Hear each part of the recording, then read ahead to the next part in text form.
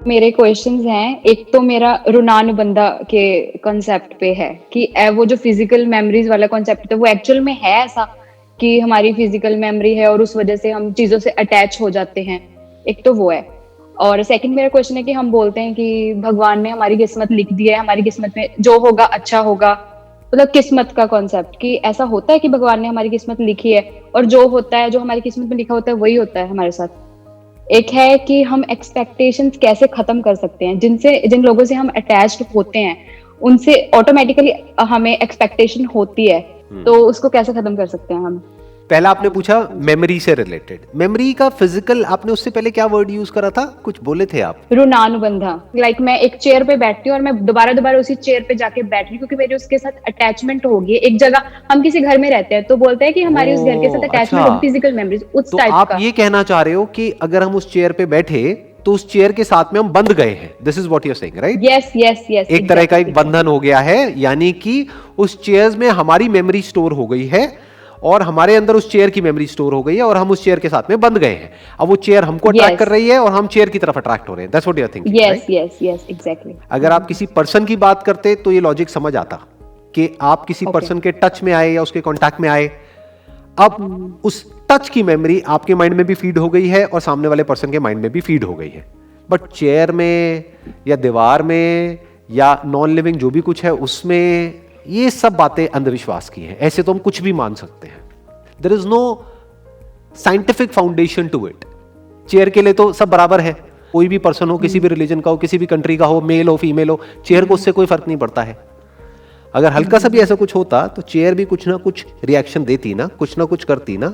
तो ये सब अंधविश्वास है, मानने को हम कुछ भी मान सकते हैं। अब दूसरा जो आपका क्वेश्चन है उसमें कई अलग अलग एस्पेक्ट्स आपने एक साथ में टच कर दिए। नंबर 1 आपने बात करी किस्मत की, और किस्मत के साथ में आप क्या कॉन्सेप्ट जोड़ रहे हैं? भगवान। भगवान मतलब क्या? पहले तो उस कॉन्सेप्ट को क्वेश्चन करना पड़ेगा और खुद उसको एक्सप्लोर करना पड़ेगा कि जिसको भी हम भगवान समझ रहे हैं वो क्या है, या जिसको भी हम भगवान कह रहे हैं वो क्या है। नंबर 1। नंबर 2, जो इसका जो दूसरा एस्पेक्ट है कि किस्मत, नाउ व्हाट इज किस्मत, एक बार थोड़ा सा ध्यान से समझने की कोशिश करते हैं। क्या किसी भगवान ने लिखी है या हम सब मिल करके किसी एक की किस्मत लिख रहे हैं और हम ब्लेम किसी और पे डाल रहे हैं? ध्यान से समझना, आज अगर कोई किसी ऐसी जगह पे पैदा होता है जहां पर बहुत ज्यादा पोल्यूशन है, पैदा होने के बाद में वो ना चाहते हुए भी दिन की 20-30 सिगरेट पी रहा है, ना चाहते हुए भी, क्योंकि पोल्यूशन इतना है हवा में, उसकी वजह से उसकी लंग्स खराब हो गई, उसकी वजह से उसकी ब्रीदिंग में प्रॉब्लम आ गई, उसकी वजह से उसको कई बीमारियां लग गई। तो अब क्या ये उस बच्चे की किस्मत है? क्या ये किसी भगवान ने लिखी उस बच्चे के लिए किस्मत कि तू पैदा होगा और तेरे को ये बीमारियां होंगी? तो उस बच्चे के ऊपर ये प्रॉब्लम किसकी वजह से आई है? पॉल्यूशन की वजह से। पॉल्यूशन किसकी वजह से हो रहा है? वजह से और खुद, राइट। एनवायरनमेंट को खराब कौन कर रहा है? क्या भगवान? क्या कोई जानवर? लोग मतलब कौन? हम। तो उस बच्चे की किस्मत एक्चुअल में किसने लिखी इस मामले में? हमने मतलब किसने? Human beings. पोल्यूशन की वजह से हर साल लाखों करोड़ों लोग पूरे वर्ल्ड में मर रहे हैं। क्या कोई भगवान बैठ करके किस्मत लिख रहा है उन लोगों के लिए? उन लाखों लोगों की क्या ये किस्मत है? क्या ये डेस्टिनी है? ये पोल्यूशन आया कहां से? ना तो ये नेचर ने किया, ना जानवरों ने किया, ना किसी भगवान ने किया, ये किया इंसान ने। किस इंसान ने? किसी एक इंसान ने नहीं, हम सब ने। तो जो सब कर रहे हैं, जो हम सब कर रहे हैं, उसका असर एक पर हो रहा है और जो एक कर रहा है उसका असर सब पे हो रहा है। मैंने कहीं पढ़ा था कि कुछ साल बाद ऐसी बहुत सारी सिटीज हैं, मतलब आने वाले 20 साल बाद, 30 साल बाद, 50 साल बाद, इंडिया में भी और पूरे वर्ल्ड में भी ऐसी बहुत सारी सिटीज हैं जो ग्लोबल वार्मिंग की वजह से पूरी तरह से पानी में मर्ज हो जाएगी, पूरी तरह से खत्म हो जाएगी। तो वो किसकी वजह से हो रहा है?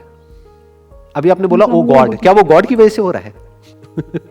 हम याद गॉड को कर रहे हैं, लेकिन वो हो रहा है हमारी वजह से, इंसानों की वजह से, राइट? हाँ, जिसको हम ग्रोथ बोलते हैं उस ग्रोथ की वजह से, जिसको हम प्रोस्पेरिटी बोलते हैं उसकी वजह से। सही है, आई एग्री। तो ये हो गया आपका दूसरा क्वेश्चन। तीसरा क्वेश्चन क्या है? तीसरा क्वेश्चन एक्सपेक्टेशंस। एक्सपेक्टेशंस को खत्म नहीं कर सकते और करना भी नहीं चाहिए। एक है love and compassion which is always unconditional, जैसे एक मां का अपने बच्चे के लिए होता है। लेकिन फिर आती है एक relationship which can't be unconditional. For example, एक माँ बेटे के रिलेशन में प्रॉब्लम क्यों आने लग जाती है? बचपन में तो सब कुछ बड़ा अच्छा चल रहा होता है, बड़े होते ही क्या हो जाता है? जैसे उस बेटे की शादी होती है क्या हो जाता है?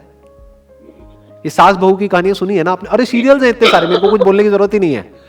सास अपनी बहू को मारने का प्लान बना रही है, बहू पता नहीं सास के साथ में क्या कर रही है, ये वो, मुझे तो कुछ बोलने की जरूरत ही नहीं है भाई, पूरा इंडिया देख रहा है। हाँ, सास बहू का सीरियल क्या हो जाता है?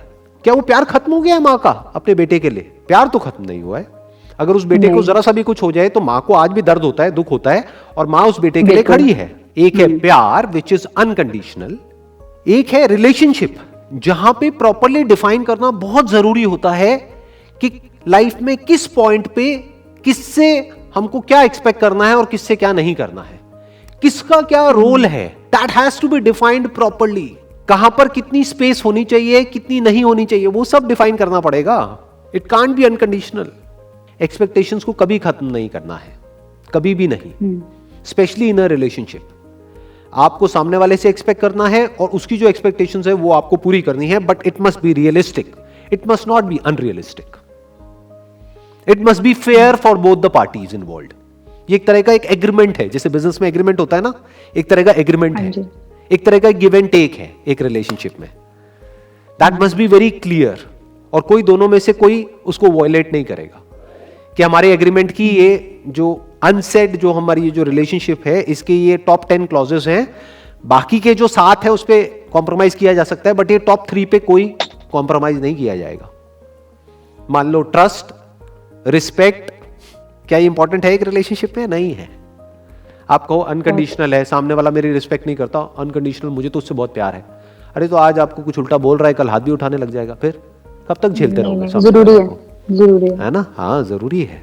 तो ये क्या है? ये कंडीशंस है। तो एक रिलेशनशिप में कंडीशन जरूरी है, बट लव में कुछ कंडीशंस नहीं होती हैं, कुछ नहीं होता है वहां पर। तो लव और रिलेशनशिप दो अलग अलग चीजें हैं। ओके। रिलेशनशिप शुरू भी होती है और खत्म भी होती है।